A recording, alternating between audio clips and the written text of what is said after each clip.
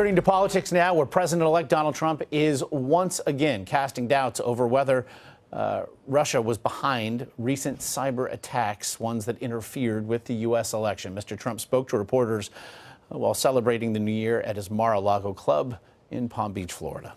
Well, I just want them to be sure, because it's a pretty serious charge, and I want them to be sure. And if you look at the weapons of mass destruction, that was a disaster, and they were wrong. And so I want them to be sure. I think it's unfair if they don't know.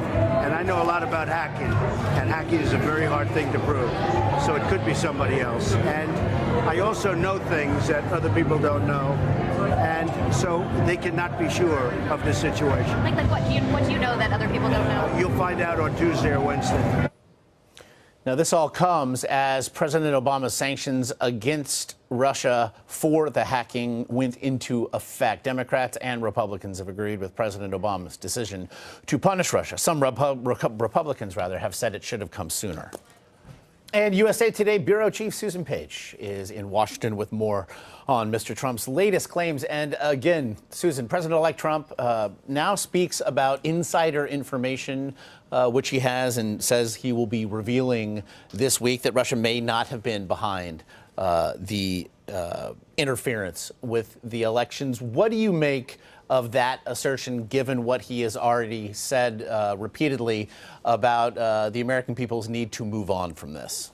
You know, Josh, this was a surprising statement by the president-elect on Saturday, I think, where he continued to cast doubt about the conclusion by U.S. intelligence agencies that Russia was behind this election hacking, and also saying he knew something that we didn't. I don't think we have had any explanation about what it is he knows that other people don't know, whether it's what kind of sources he's talking about or what information he's talking about. And the reference to Tuesday or Wednesday, I mean, there's some speculation that referred to when he sits down to meet with intelligence agency officials for a briefing. But I think this is one of those things where we're just going to have to wait and see for more information about what it was he meant. Over the weekend, he also said that he would be more cautious with technology, suggesting that the use of couriers over email is how he will be looking at it. Is that even possible for a president to essentially have all correspondence be either in person or via courier? Well, it is true that presidents tend to use less technology than the rest of us for security reasons. You remember it was a big thing when President Obama got permission to carry his own phone with him, and that's because of course, the possibility of being a target of all kinds of foreign intelligence service agencies and others. That said, it is hard to roll back the clock in the way the government works, the way business works, the way all of us operate now, relying on technology. And while couriers have their place, there are a lot fewer of them around Washington than there were when I first got here. To be sure. We saw Sean Spicer say over the weekend that he believed that the sanctions levied against Russia by the Obama administration essentially were politically motivated, that they were political retribution. It's actually in a suggestion that he made once again this morning. I want to take a quick look and listen to that. What we're really trying to figure out is how certain are they of the intelligence, number one. And number two, how proportional is the response to what happened? As I noted before, look, in 2015, in April of 2015, the Chinese stole millions of personal documents, classified information on individuals who have and are serving in our government, and yet there was not a single statement from the White House then. So in this case, you have 35 people being expelled, 12 degrees of sanctions being imposed, 2 sites being happened. Is this a political response or is it a diplomatic response? Susan, this is not a response by the Obama administration that simply has Mr. Trump butting heads with the intelligence community now. Increasingly, there is bipartisan support for exactly which the administration did in days recent. How can the administration and certainly the president-elect continue then to exist on what looks and certainly seems to be an island? Well, I guess we'll find out, because I agree with you. This is an issue on which President-elect Trump differs not just from President Obama. He differs from Senator McCain, the chairman of the Armed Services Committee, who has scheduled hearings on this issue to start Thursday, even before President-elect Trump has been sworn into office.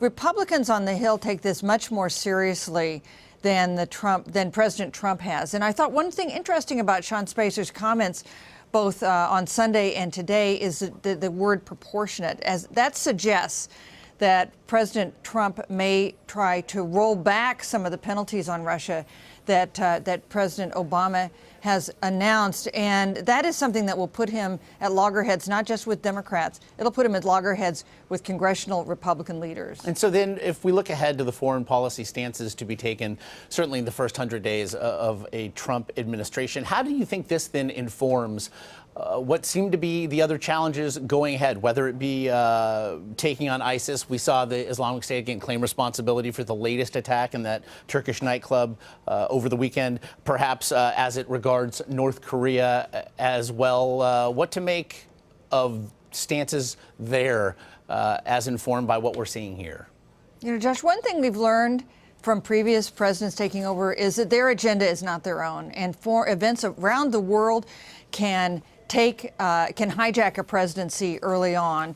You know, we saw that with President George W. Bush presidency and the 9/11 attacks. That changed the whole trajectory of his administration. There are going to be a series of big foreign policy challenges for President Trump when he takes office, and that includes ISIS and the terrorist attacks we saw in Turkey.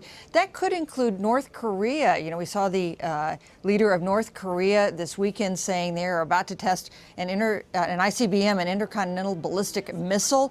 That would be an escalation of concerns about the nuclear program in North Korea.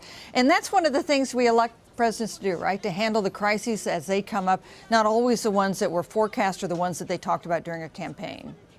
I guess we'll just have to keep our eyes on the Twitter feed, if nothing else there. Susan Page in Washington, as always, very much appreciate it. Hey, thank you.